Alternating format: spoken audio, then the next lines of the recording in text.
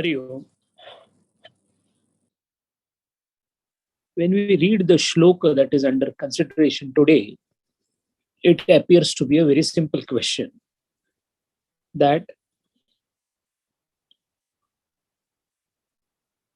Bhagavan is saying that one who is like the Atma, like the self, he sees everything as his own, or he sees everything with equanimity, and he is not disturbed by the sukham or the dukkham. After Bhagavan says this, Arjuna asks a question that this state in which such a yogi feels these things is a permanent state or an impermanent state. So for us, from our common standpoint, we generally get a feeling that it is a state which is to be achieved. Once achieved in that state, you don't see any difference in the world. And the objection or the doubt raised by Arjuna is, does that state remain forever, or it is only a temporary state? As far as I know, the Arjuna is saying, as far as I know, it cannot be permanent because the mind is very fickle. Now, this is the surface of the question answer and the question raised on that.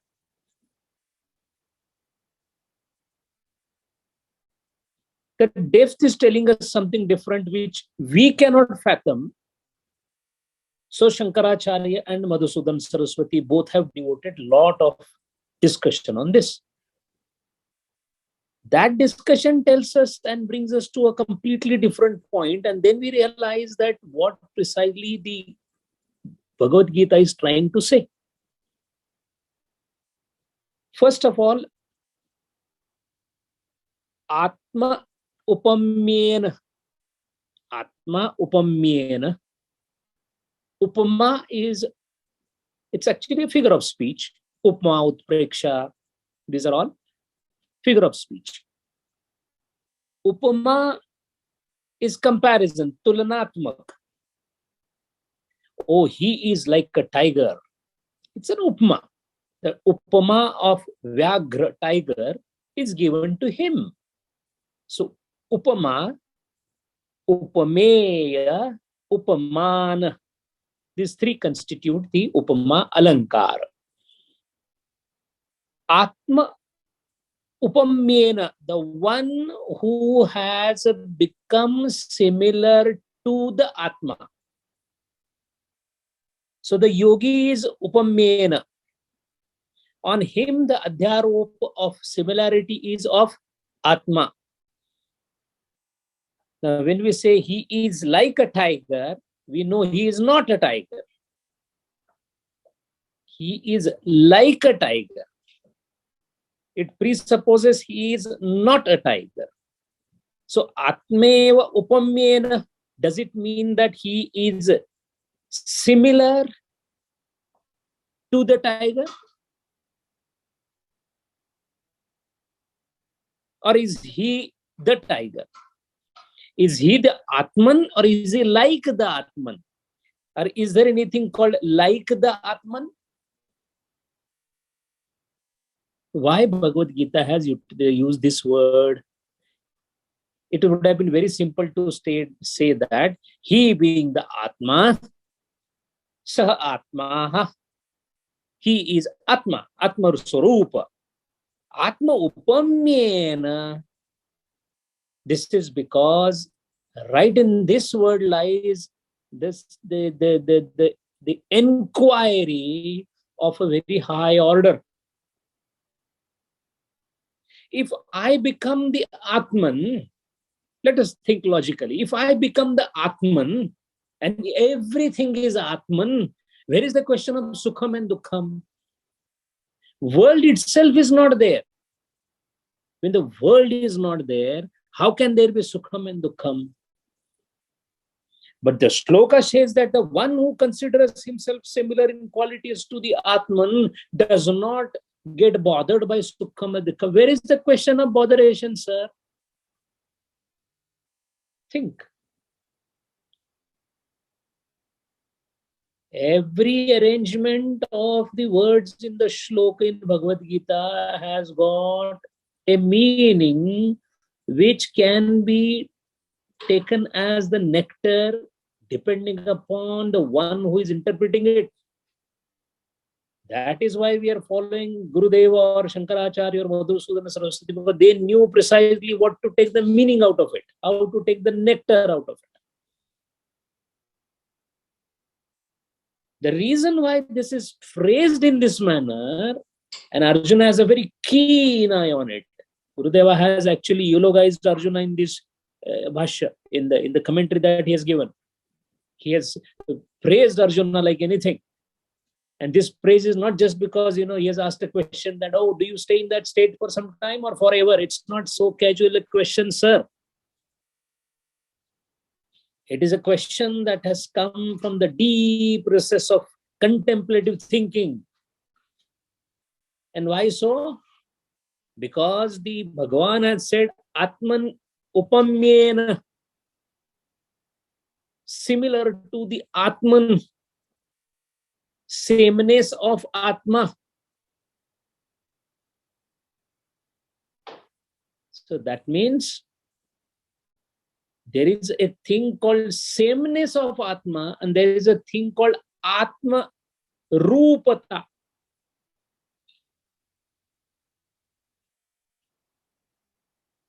That thin well or the difference is because of the concept of Videha Mukti and Jivan Mukti. We have heard of these two concepts called Videha Mukti and Jivan Mukti. Generally, we have been emphasized on the fact that Videha Mukti is after dropping of the body or after death, which incidentally, although true, is not the right description as far as the study of Advaita Vedanta goes.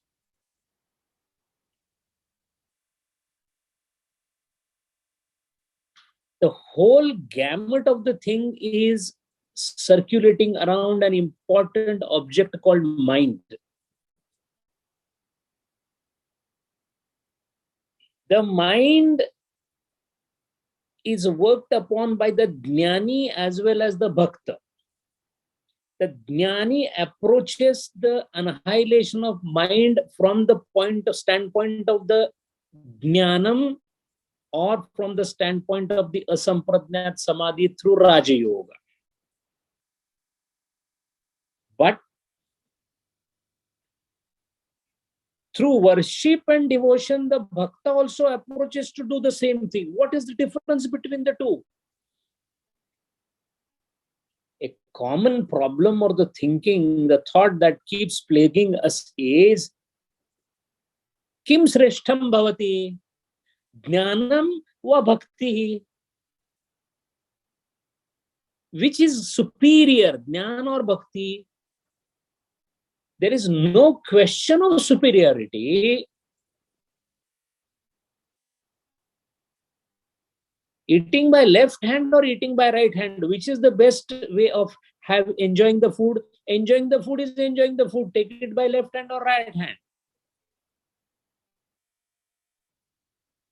But the difference in the approach becomes relevant in the shloka like this. There are three important aspects emphasized in Vasishtha Jnanam.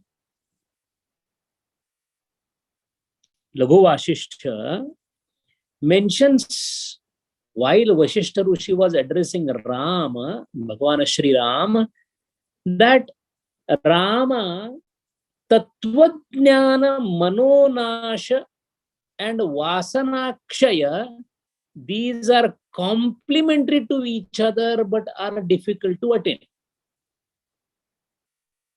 Now, which one you start first? Vasanakshaya completed, Manonash completed, then Tattvajnana, or Tattvajnanam first and then attempting remaining remnants of Vasanakshaya and then the Manonash.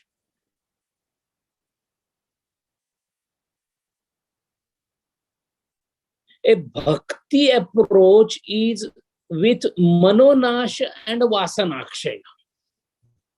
So his realization or Tattvajnan or Atma Swarupam is after he has done Manonash and Vasanakshaya. That is why he relishes Jivan Mukti when he is alive. Listen to the sentence. Jivan Mukti when alive, as well as Videha Mukti when alive. Videha Mukti means that state of freedom from bondage, moksha, when there is absolutely no awareness of the body. Awareness of the body can be over after death or before death. A Jivan Mukta continues to carry the awareness of the body. That is why he is again destined to work in this world in the form of having the food, talking to the people, going to the bed, drinking water. None of these actions are possible if there is no prarabdha. That means a Jivan Mukta continues to deal with the mind and the prarabdha. And since he has to deal with the prarabdha, he has to deal with the sukham dukkham also. Such a Jivan Mukta who has received Tattvajnana, however, has prarabdha still left, the wheel is still turning, the potter has stopped, but the wheel is still having some motion left in it. The prarabdha is still there. Prarabdha vashat, Jivan Mukta has to consider living in this world and face sukham and dukkham, although he faces it with equanimity because of the tattvajnan that he has realized that sarvatram ekatvam anupashyati. Now, here is the situation where somebody who has had Atma Jnanam and yet having prarabdha. That is why when a person having Atma Jnanam, because of prarabdha, continues to be in the world, he behaves as a person who has seen Atman. So he is similar to Atman. Atma upamyena.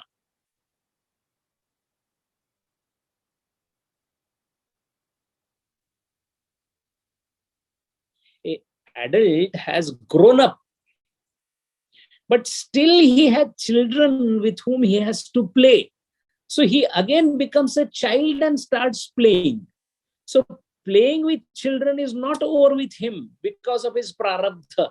But as an adult, he has seen the adolescence and he has understood the stupidity or the fallacy of the childhood. This is a state of the Jivana Mukta.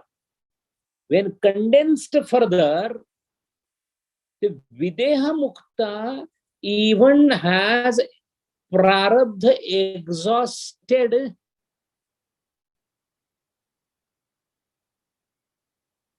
because of which there is no world existing for him. So there is no sukham dukkham. There is no question of facing sukham dukkham with equanimity, visualizing everything as one. He is already Atma Swarupa, not Atma Upamyena. Now, this happens in Bhakti. Chaitanya Mahaprabhu did not write anything. Only thing that he wrote was Ashtasutri. Otherwise, he could not write anything because it was difficult for him to speak. He was to be fed. People had to support him so that he should not fall. He was constantly got intoxicated. Atma Swarupa Sthita. Deha Buddhi was completely absent. No question of prarabdha. For as long as 6 months. And it is one of the unitary exception in the yogic world that somebody who had Nirvikalpa Samadhi stayed alive for 6 months. Normally 21 days is the upper limit, generally by the scriptures. Ramakrishna Paramahamsa in Nirvikalpa Samadhi Avastha stayed in the courtyards of the Dakshineshwara Mandira for 6 months, having no iota of the knowledge that he has a body. The hairs grew, the nails grew, the beard grew, the birds started coming and sitting on the head, they perched on the head, they started pecking on the head, it started bleeding on the face. He had no thirst, so somebody came, a walking yogi who was passing by, he said, please open his mouth forcefully and put something inside. If had it been prarabdha, he would ask for the food because Deha Buddhi would be there. Deha Buddhi is gone. So such a Videha Mukta, because he is completely forgotten his body, generally casts off his body, and that is because the prarabdha is over, or under exceptional circumstances, the Kali Mata would keep him alive for the sake of Loka Mangalam as a special favor. Kartum, akartum, anyatha kartum shakti. She uses anyatha kartum shakti. So the yogi described here is the one who has already seen Atman. So he is similar to Atman because he's still in Vyavaharika Vishwa. From the Paramarthika Satta, he is expected to live in the Vyavaharika Satta or Pratibhasika Satta. That is why such a person, if after the Atma Jnanam, because of his prarabdha, is forced to remain for some time, the way Gurudeva stated, then in that case, samam pashyati Arjuna. Otherwise, one who is Atma Swarup, why do you call that samam pashyati? There is no pashyati only. What is samam? There is no samam and there is no vishamam. Atma Swarupa, being Vibhur Vyapya, there is no question of samam and there is no dvandva at all. The day and the night both went to visit the sun and both vanished because the sun doesn't know what is the day, because day is qualified by the night. Night so anyway cannot stay in front of sun, but day also didn't stay. Why? Because sun doesn't know what is day and what is night. He knows only light. So where is the question of equating day and night?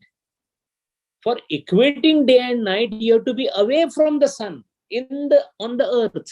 Similarly, the one who is away from the Atman, away in what sense? Having experienced the sunness, having experienced the soul, by virtue of prarabdha being into this Vyavaharik world, then the shloka applies.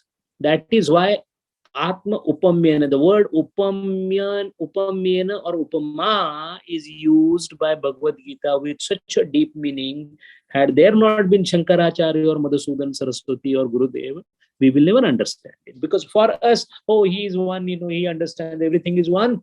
Does he stay there for? Not so simple, sir. It is a highly ecclesiastical philosophy, esoteric in nature. So it needs to be read with the sampradaya. Gandhiji had this question in his mind when he was in South Africa, trying his experiment of truth. Every day he was experimenting with the knowledge that he has received from different scriptures, his own conduct. He was trying to seek answer. And a question came to him: if the snake comes in front of me, shall I practice ahimsa? Then he will bite me. Or shall I somehow hush him and just whisker him away? Maybe I will not kill him. But should I run away? Or should I make him run away? Or should I just stay there saying that Jivo Jivasya Jivanam? And this question he asked to his spiritual guru Rajachandraji Maharaj. And Rajachandraji has given a 3-page lettered reply and sent it to South Africa. The reply is worth reading because it has bearing on this shloka. Rajachandraji Maharaj writes, Mohana, it depends on who is standing in front of the snake. If the person standing in front of the snake is the one who has seen Atmaswarupa, then he need not do anything. Even if he bites, he doesn't bite, doesn't make any difference. But for the one who is not in that state, he should either run away or behave as per the Vyavaharika Satta. So it depends on which Satta you are in. So we are all in Vyavaharika Satta. Gurudeva was in Paramarthika Satta, but beauty of Gurudeva was he was in Paramarthik Satta yet behaving in Vyavaharika Satta. For that kind of a person, realized person, who is already in Paramarthik Satta when alone in meditation, but in Vyavaharik Satta when transacting, because the life is still there because of Prarabdha, for him this shloka applies. So, Atma Upamyena means Gurudeva.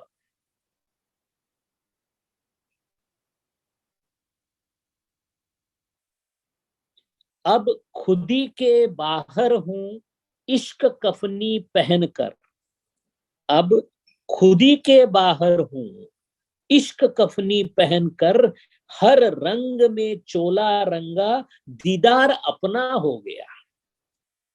I have come out of the tunic of my body and I have impregnated me with the fabulous color of love and affection for the entire creation, and I have seen myself in each of them. Me, myself, now is my completion of my own image. Such a yogi then naturally has no sukham, no dukkham. Sukham and dukkham are called internal vasanas. Sensuous perceptions outside are called external vasanas. Bahir vasana, antar vasana. Bahir vasana is the first stage in Vairagya, where you have yama, niyama, aparigraha, satya, ahimsa. All this is for the external vasana extinguishing experiment. The Dhamma part. The Shama part is the after effect of sensuous experiences which have left the residues of their impression in the form of samskara on the mind. They also need to be annihilated, because without which the Purnam Vairagyam, the Para Vairagya, after the Vashikara Vairagya, the Para Vairagya will be achieved only when the internal vasanas are gone. So Vasana Kshaya, when vasanas are not there, when the light is not there, the crystal cannot reflect anything. So after Vasanakshaya, mind, Manokshaya is there, Manonash is there. After these two happen, Tattva Jnana, that is Atma Darshanam happens, and that is why the yogi realizes that The world being an absolute illusion, the entire thing being invested by the same substratum everywhere. He has no sukham, no dukkham. In other words, no vasana creation. There is no vasana creation, so there is no karma happening. For the karma, there has to be a desire. The desire itself is gone. So desireless action is all that he does.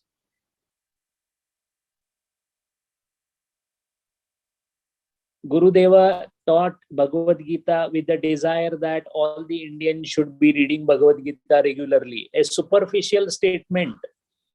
He taught Bhagavad Gita and Jnana Yajna for only one reason, because it was his nature to do it.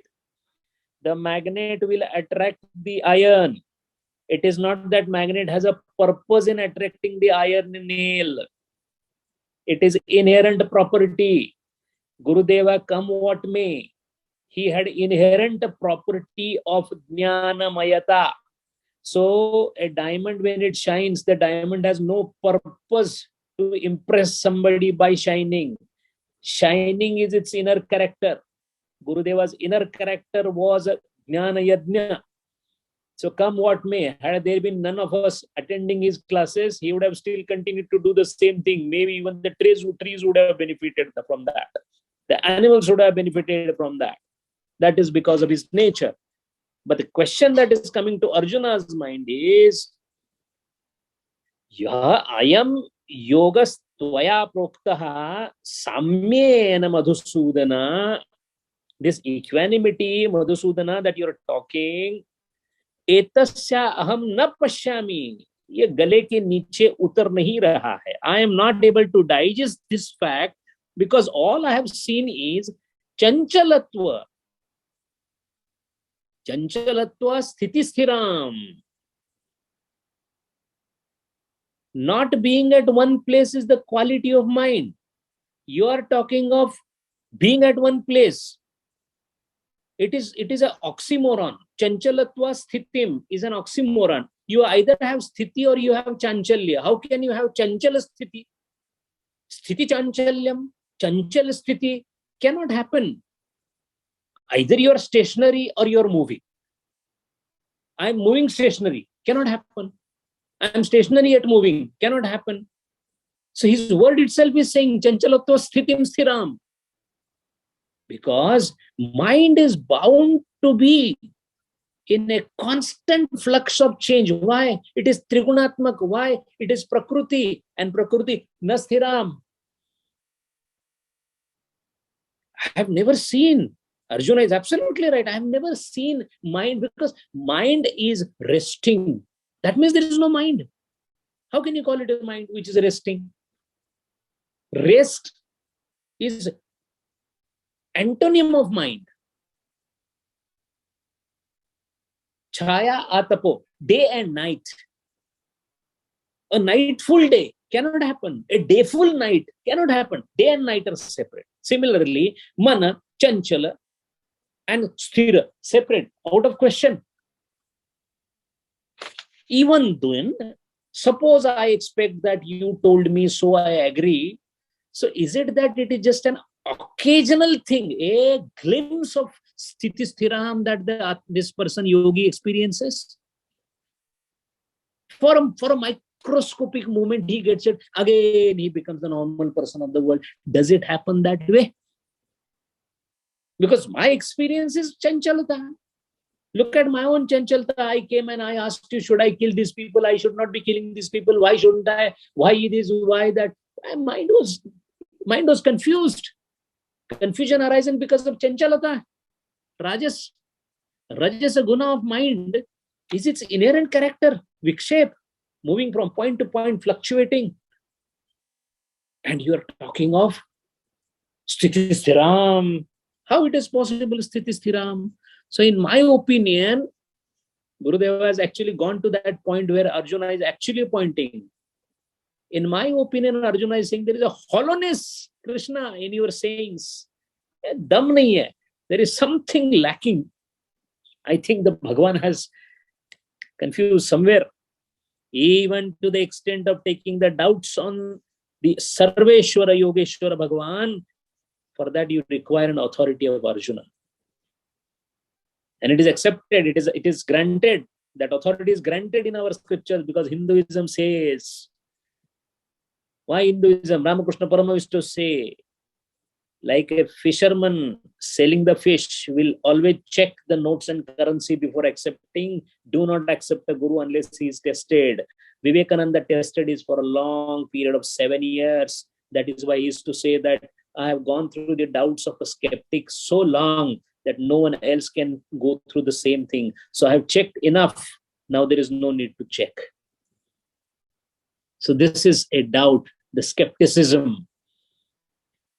Doubt is a samshaya, is a very strong instrument of knowledge. So he is asking, this vicious cycle of karmashaya arising out of vasana, etc., is destroyed by this person. However, Sarveshwara, is it possible that this sthiti may be a transitory thing? Is it or is it not? If it is transitory, then every day I will have to try to see the Atman. Every day I will come back. So Skhalana, Arohana. Skhalana, Arohana. Going up, down, up, down. But your name is Achyuta. You never fall down. How do I reconcile these two? That is going to be the subject of the shlokas that will be coming henceforth. Hari Om.